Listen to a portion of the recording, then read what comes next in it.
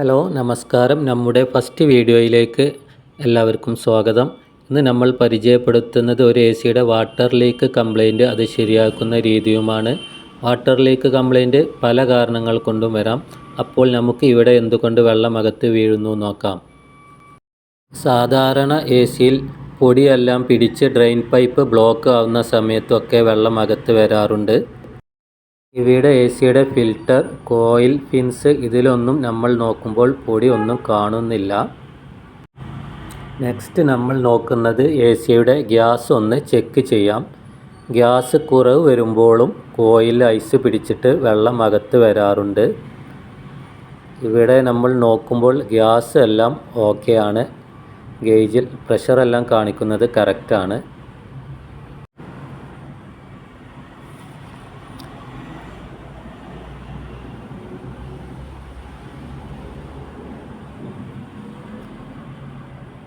Next നമുക്ക് A സിയുടെ cover എല്ലാം അഴിച്ചിട്ട് കോയിലിൻ്റെ ഉൾവശം ഒന്ന് നോക്കാം.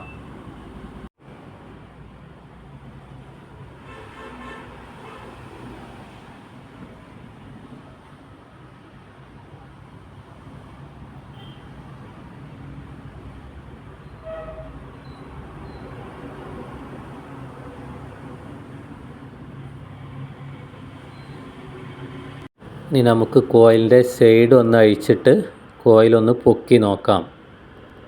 ഇവിടെ കോയിലിൻ്റെ ഉൾവശത്ത് ധാരാളം പൊടി പറ്റിപ്പിടിച്ച് കിടക്കുന്നത് നമുക്ക് കാണാം.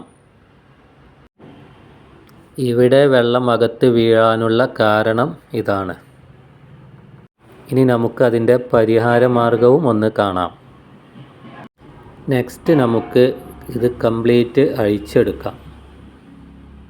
അങ്ങനെ നമ്മൾ എ സി അഴിച്ചെടുത്ത് പുറത്ത് കൊണ്ടുവന്ന് വെച്ചിട്ടുണ്ട്. കോയിലിൻ്റെ ഫിൻസിൽ പൊടി പിടിച്ചിട്ടുണ്ടെങ്കിൽ എ സിയുടെ തണുപ്പ് ഫുള്ളായി റൂമിൻ്റെ അകത്ത് വരില്ല. അപ്പോൾ കോയിൽ ഐസ് പിടിക്കുകയും ഔട്ട്ഡോർ ഓഫ് ആവുന്ന സമയത്ത് ഐസ് മെൽറ്റാവുകയും വെള്ളം അകത്ത് വീഴുകയും ചെയ്യും.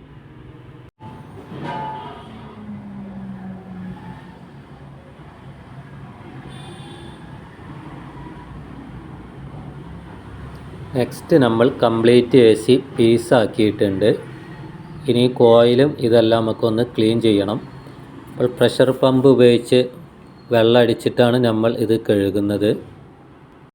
ഇങ്ങനെ കഴുകുമ്പോഴാണ് ഈ ചളിയെല്ലാം കോയിലിൽ നിന്ന് വിട്ടുപോവുകയുള്ളൂ. കോയിലിൻ്റെ പുറം വശവും ഉൾവശവും ഇതുപോലെ അടിച്ചു ക്ലീനാക്കി എടുക്കണം. ഇനി നമുക്ക് കോയിൽ ഒന്ന് ചെക്ക് ചെയ്ത് നോക്കാം.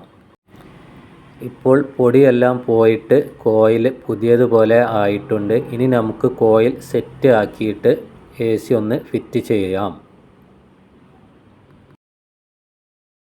അങ്ങനെ നമ്മൾ എ സി എല്ലാം കവറെല്ലാം ഫിറ്റ് ചെയ്ത് ഓണാക്കിയിട്ടുണ്ട്. ഇനി നമുക്ക് മറ്റൊരു കംപ്ലൈൻറ്റും അതിൻ്റെ റിപ്പയറുമായി മറ്റൊരു വീഡിയോയിൽ കാണാം. ഓക്കെ.